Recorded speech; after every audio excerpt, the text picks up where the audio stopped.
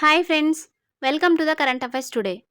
ఎన్ని లక్షల కోట్లతో కేంద్ర బడ్జెట్ 2024-25ను కేంద్రం ప్రవేశపెట్టింది? 48,20,512 కోట్లతో. బడ్జెట్లో పిల్లల భవిష్యత్కు భరోసానిచ్చే కొత్త ఎన్పీఎస్ పథకాన్ని కేంద్రం ప్రకటించింది. దాని పేరు ఏమిటి? ఎన్పీఎస్ వాత్సల్య. అటవీ భూముల అభివృద్ధిలో ప్రపంచంలోనే భారత్ ఎన్నో స్థానంలో నిలిచింది? 3వ స్థానంలో. 2024-25 ఆర్థిక సంవత్సరానికిన రైల్వే బడ్జెట్ పరిమాణం ఎంత?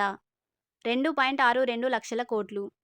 సముద్ర మట్టడుగు ప్రాంతంలో ఉత్పత్తి అయ్యే ఆక్సిజన్ను ఏమని పిలుస్తారు? Dark oxygen. కేంద్ర బడ్జెట్ 2024-25లో గిరిజనుల ఆర్థిక అభ్యున్నతి కోసం ప్రవేశపెట్టిన పథకం ఏమిటి? జన్ జాతీయ ఉన్నత్ గ్రామ అభియాన్. ప్యారిస్ వేదికగా జరుగుతున్న ఒలింపిక్స్ పోటీలు ఎన్నో సెషన్? 33వ. ఇటీవల కంప్ట్రోలర్ మరియు auditor general of India Girish Chandra Murmu ఏ నగరంలో international centre for audit of local గవర్నెన్స్ని ప్రారంభించారు? రాజ్కోట్. ఇటీవల బాల్టిక్ కంట్రీస్ తదుపరి ప్రధానమంత్రిగా ఎవరు నియమితులయ్యారు? Kristen Michal. ప్రపంచంలోని మొదటి కార్బన్ ఫైబర్ హైస్పీడు రైలు ఏ దేశంలో ఆవిష్కరించబడింది? చైనా.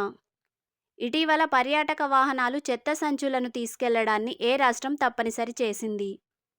సిక్కిం.